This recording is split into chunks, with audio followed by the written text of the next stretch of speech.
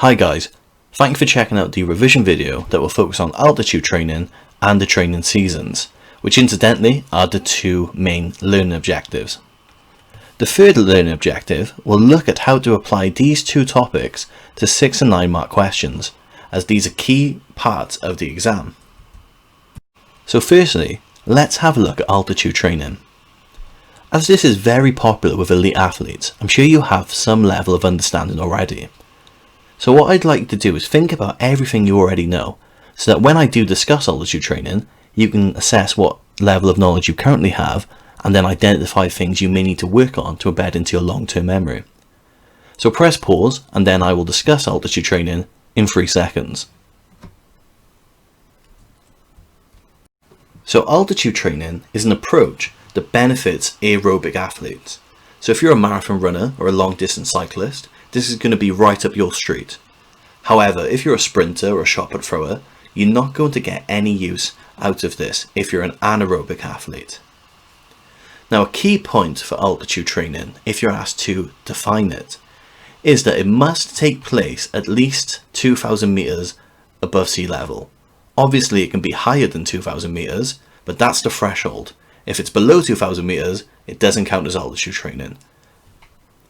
And this is so crucial because as we go higher above sea level, the oxygen levels decrease. So that's why it must be above this height.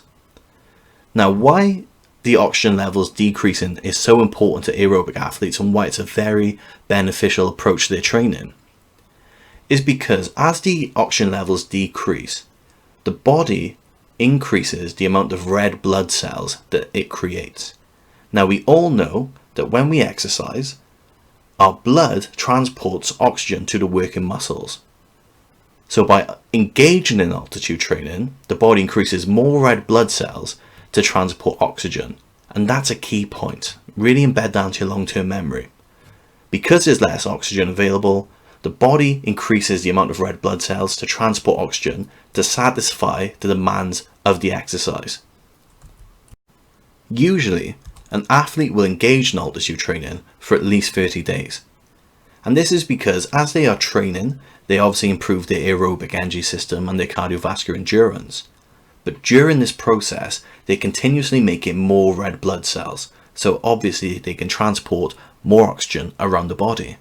And the more oxygen that can be transported around the body to fuel the working muscles means they can run for longer and run at a higher level of intensity because there's more oxygen going to those muscles, which is then being expended as energy. So crucially, guys, when an athlete then returns to sea level, they can transport much more oxygen to the muscles. So if you think about an athlete who's engaged in altitude training, racing against an athlete who has not engaged in altitude training, this athlete has more red blood cells, meaning that when they are running, they can transport a lot more oxygen around the working muscles. So if you compare this athlete to the athlete who did not engage in altitude training, this one should have a massive advantage. However, a negative side of altitude training, if you like, is when you get back to sea level, the body realizes that there's more oxygen available when we are breathing.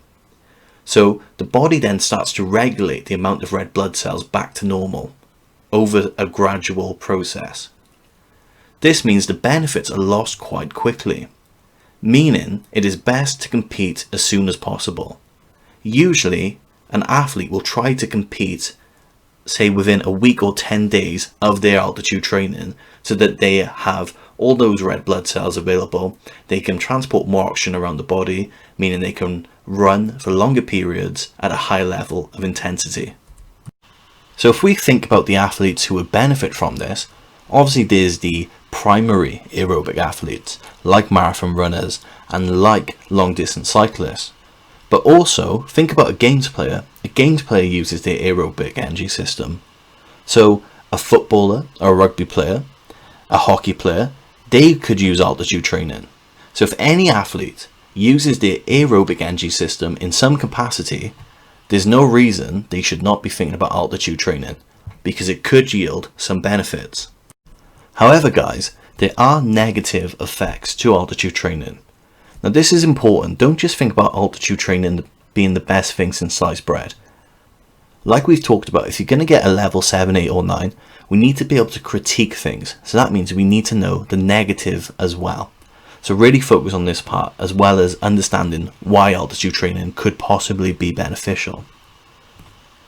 So the first negative is that there's something called altitude sickness, which is quite common in athletes who engage in altitude training. Because there's so little oxygen at 2,000 meters or above sea level, it can cause people to feel quite sick. Now, if you have altitude sickness and you're not very well, that's going to cause you to miss training days, because if you can't get out of bed because you feel terrible, what a waste of time. It's not going to be a beneficial approach to training. The second negative effect is that athletes can struggle psychologically during altitude training because it's such a brutal form of training, but also athletes tend to have to travel abroad to places like the Alps to engage in altitude training. So if you're far away from home, it can leave you feeling unsettled and demotivated because you may miss your family and friends. And the third negative effect is that there are more practical options that have a similar effect. Now this picture shows a bed, and around that bed is something called an oxygen tent. And some athletes will sleep inside this oxygen tent, and when they're sleeping, the machine regulates the amount of oxygen available, and it has the same approach, the same effect as this. Because there's less oxygen whilst they're sleeping, the body creates more red blood cells, which then is obviously beneficial because those red blood cells can transport more oxygen around the body. So that may pose the question, is all the effort of altitude training really needed? Are there more practical options? That's another argument you could make as a negative effect of altitude training. And that, guys, is everything you need to know about altitude training. So if you remember the third learning objective, we said we're going to apply this knowledge to 6-mark questions so we can get into good habits of how to answer these questions properly, so in the exam we can gain access to those high level of marks that are available. So this 6-mark question wants us to look at a marathon runner who's training at altitude, and it wants us to evaluate the effectiveness of altitude training as a way to improve the performance of a marathon runner. So straight away the command word is evaluate, and we're looking at a marathon runner. Now if you've watched my other video that I created, which looked at command words and it looked at how to answer 6-mark, 9-mark questions, you'll know that for a 6-mark question we need to break it down to AO1, AO2 and AO3. So we need to make 1 point that's AO1 related, 2 points that are AO2 related, and 3 points that are AO3 related. 1 plus 2 plus 3 equals 6 marks. So a lot of people overcomplicate what they need to do in this situation. But if you have a good understanding of what AO1, AO2 and AO3 requires you to do, you're going to be absolutely fine. So for the AO1 marks, what you're going to do is define the topic in question. So in this case, altitude training. For AO2, you're going to then apply it. You're going to say how it relates to performance. So usually you'll be asked about a topic and then asked to apply it to an athlete. So in this case, you're going to apply altitude training to a marathon runner and identify how it relates to performance and what happens to performance should a marathon runner use it. And then AO3 is about an evaluation. So you're going to talk about the good and the bad in relation to performance. So now we have a clear understanding of the process to follow to structure our answer to gain the full 6 marks. Here's what we're going to do. We're going to split this down into the AO1, AO2 and AO3 subsections. And then we're going to build the answer so that we can compare it against a mark scheme. So first thing I want you to do is I would like you to define what altitude training is. Pause the video and do that. And in 3 seconds, I will reveal the correct answer and we will discuss through it. Okay, so if you made any of these 3 points, you will have satisfied the AO1 requirements because you provided 1 AO1 point. Now, when we define something, think about if you were to look up altitude training in the dictionary, what would it say? And it would say something along the lines of altitude training takes place over 2,000 meters above sea level usually for a month. Or you could have defined it as there is less oxygen available at altitude, so there is less oxygen available to the muscles. That could be another definition of what altitude training is. And then also you could have said the body compensates by making more red blood cells. More red blood cells means more oxygen can be transported. If you gave any of those 3 sentences, well done, you're off to a flying start. So the next step is applying this to a marathon runner. So now we need to take the definition and say how it relates to a marathon runner. And AO2 means we need to give 2 points to get the 2 marks available. So same again, pause the video and I will reveal the correct answer in 3 seconds. So if you had said 2 of these 3 points, you can give yourself 2 marks. Obviously if you said 1 point, then you would give yourself 1 mark to add to your previous AO1 mark. So marathon running is an aerobic event as it is long in duration and low in intensity. So altitude training will benefit performance. The more red blood cells a marathon runner has, the more oxygen they will be able to deliver to the muscles, which improves performance. Or you may have said altitude training makes the body more efficient at carrying oxygen. This increases the marathon runner's cardiovascular endurance. So hopefully you can see the difference between an AO1 and an AO2 style of mark. This is about just defining and showing knowledge, but now we're starting to apply a bit of critical thinking by taking that definition and saying how it relates to a marathon runner. So let's go on to the final part, which is with 3 marks, you need to make 3 points. Can you provide an evaluation of the effectiveness of altitude training? So you're thinking about good and bad and how it relates to performance. Pause the video and in 3 seconds I will reveal the correct answers. So if you made 3 of the following 6 points, congratulations, you've constructed a 6-mark answer overall. Now I won't waste your time by reading through all of these individually, but pause the video and have a look through yourself. I'll pick out one example so we can just discuss through what we're trying to do here. So altitude sickness can affect some athletes due to the lack of oxygen, meaning they miss several training days. That's a good point to make in an evaluation because you're talking about the negatives, possible downsides it could have to performance. So you're showing a good level of critical thinking. One mistake people make in a 6 and 9 mark question is they always just talk about the good. You need to show both sides so that when you come to your conclusion, you can be balanced and show that you know what you're talking about. So have a look at how I put all of that together to form a paragraph, which would go on to give us 6 marks. Now I've color coded it so you can see how I've defined it, then applied it, and then evaluated. If you'd like to, and I would recommend that you do, pause the video and read through this answer so you can see how I've constructed it. You'll notice at the end I've said in conclusion. We must do that for 6 and 9 mark questions. And all we're doing is just summarising what we've previously said. Once you've read through that answer, compare it to the mark scheme, because this is what the examiner has to go by when marking your answers. So look at the 5 to 6 marks box and tell me if you think I achieved 4 marks with my answer. Hopefully I did. Keep it simple guys, 6 and 9 mark questions. If you understand the AO1, AO2 and AO3, you'll be fine. Define it, then you apply, then you discuss the impact to performance, good and bad points. And then, in conclusion, easy, particularly for an intelligent bunch like you guys. So let's move on to our second topic within the video, looking at the training seasons. Now, if you're a games player, you should have a pretty good understanding of this topic. So pause the video and have a think about what you already know. And in 3 seconds, I will reveal all of the correct answers.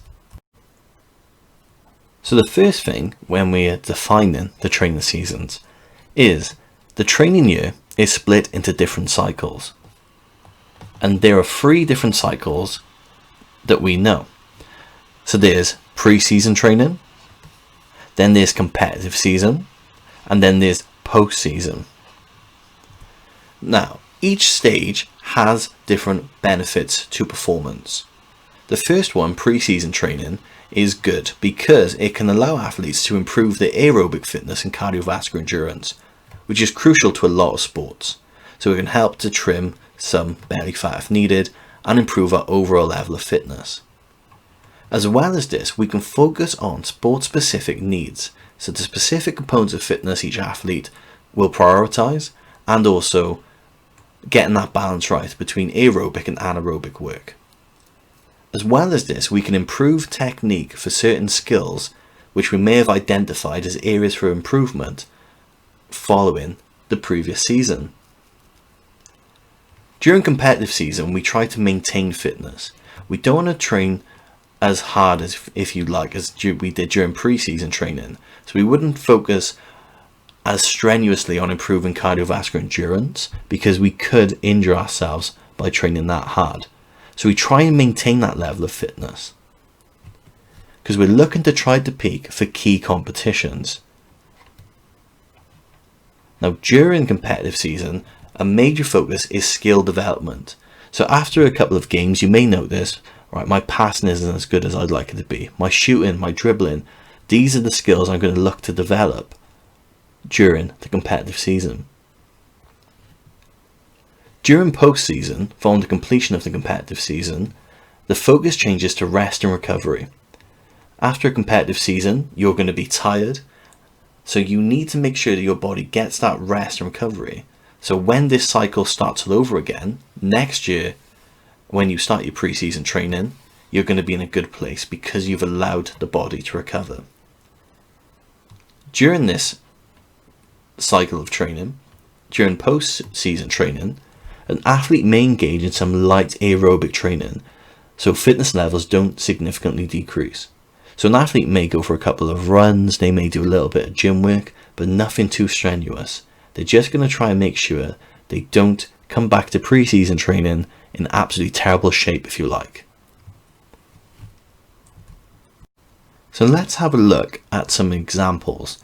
So I've got a games player, I've gone for a rugby player, Liam Williams, and I've gone for a 1500 metre Laura Muir.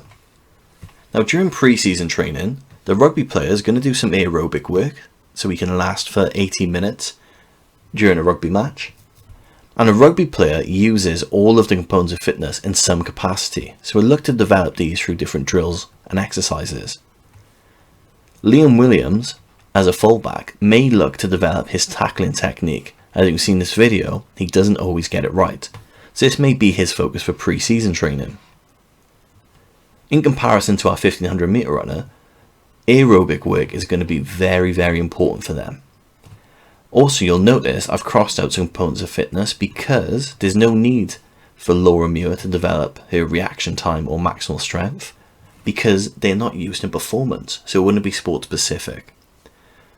So she'll still train as hard and as frequent as our games player, but she'll prioritize different areas and focus more on that. For her, speed and cardiovascular endurance and power are going to be fundamental. So she's still going to train just as hard, but perhaps with a bit of a narrower focus. And during the pre-season training, she may look to correct her running form, making sure she's raising her knee high enough so that when she fully extends her tibia, her stride length is as good as it should be. During the competitive season then, Liam may look to improve his kicking or some other skills.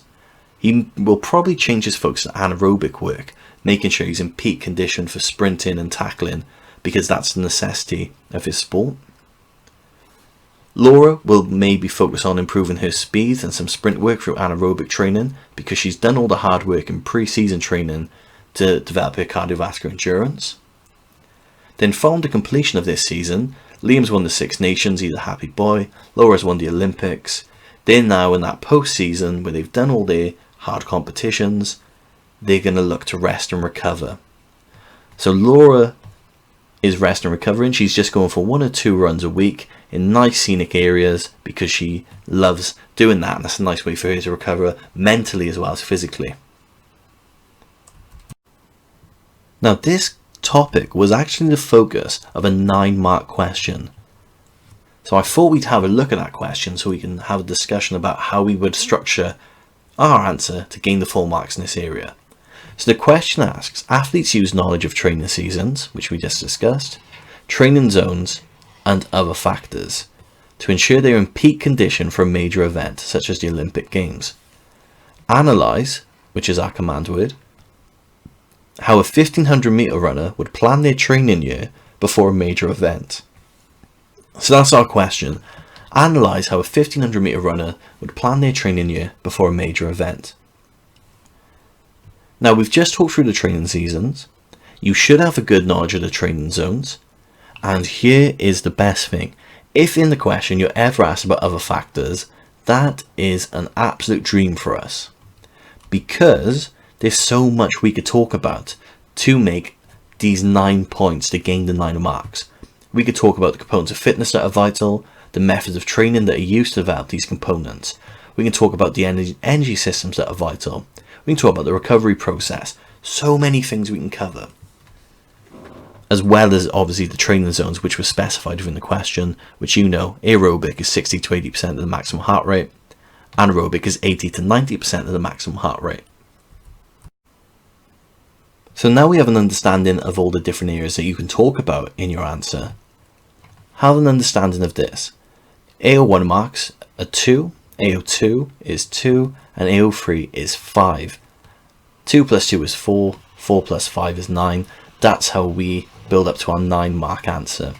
And this is the same for any 9 mark question. AO1 is worth 2, AO2 is worth 2, and AO3 is worth 5.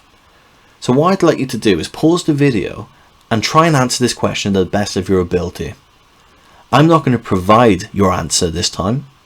What I want you to do is come up with it by yourself, and in 3 seconds I will show you the mark scheme, and you can self-assess how many marks you got and which areas you may want to work on a little bit more. Okay, so let's have a look at the mark scheme. Here are the AO1 points, AO2, and the AO3 can be seen on the right hand side of your screen. Hopefully you were able to gain full marks. Now let's put this into perspective. The 9 mark question is probably the hardest thing you have to do on the whole paper. So if you didn't get full marks first time round, don't stress or be disheartened. It's something we're going to practice over and over in class so that you are going to be in a great position when you are in that situation to answer the question properly in the exam. However, it's a good time to start embedding good habits. So hopefully you were able to get 2 marks for AO1, 2 for AO2, and then 5 for AO3. Which brings us to the end of the video. Hopefully you guys feel like you achieved the 3 learning objectives. Hopefully you enjoyed the video. Best of luck, Mr. Stevens.